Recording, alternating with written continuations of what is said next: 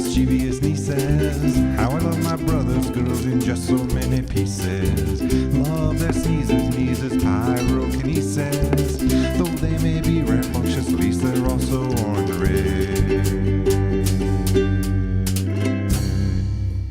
Okay, second video. Let's talk about this part of the instrument. This is the, I don't know, I call it the upper part. The headstock is this part, the stock. And inside the stock you have 4 tuners. You look at the back, you can see these are little handles that you can turn. They're little knobs, and they change the tension on the strings. The strings are tied on one end to these tuners. They go over the nut right here.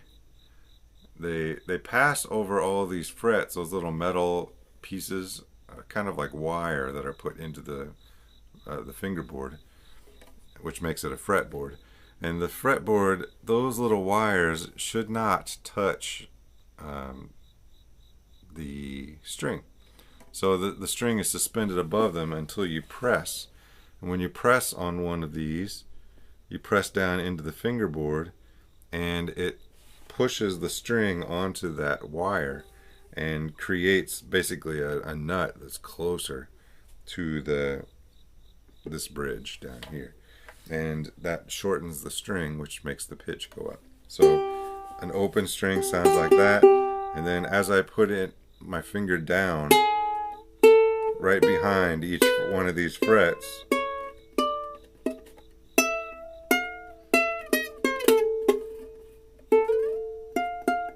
I get a higher note, high down to low. And each one of these is equal to a half step. If you've studied piano, that's like white key to black key to white key to black key to white. And then this one, this is 2 white keys in a row because that's E and F. The thing you want to remember is to put your finger on the very tip. So you don't want to be like flat fingered, because then you touch the strings next to the one you want.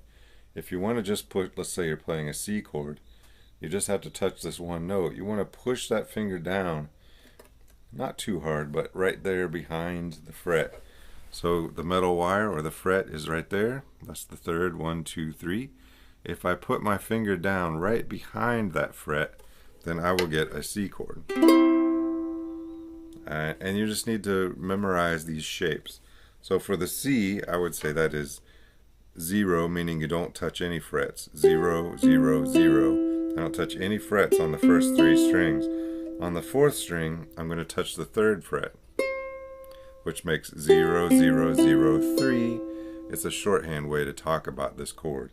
The C chord is 0, 0, 0, 3. If I want to go to an F chord, I'm going to teach you 3 chords today. So the F chord is 2, 0, meaning you don't touch it, and then 1, and then 0. So 2, 0, 1, 0 gives you your F chord. And then your G chord is going to be 0, 2, 3, 2. 0, 2, 3, 2 is G.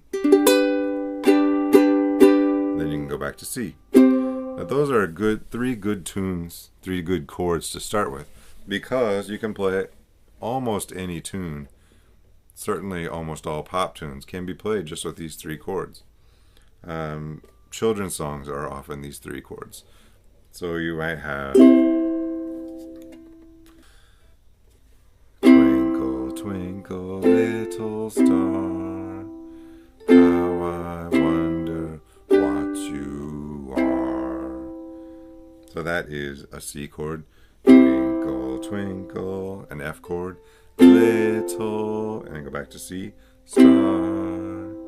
Now we have another F chord, how I, back to C, wonder, to G, what you are. And then you're just going to repeat it for the rest of the song. I think you can figure that out. It's good to practice with your ear. Okay, that's the left hand. Tips to remember: stay on the tips of the fingers. You don't want to be flat fingered most of the time. You want to stay up on the tips so that your fingers will fit nicely in between on the string but not touching the adjacent strings. You number them by zeros and 1, 2, 3, 4.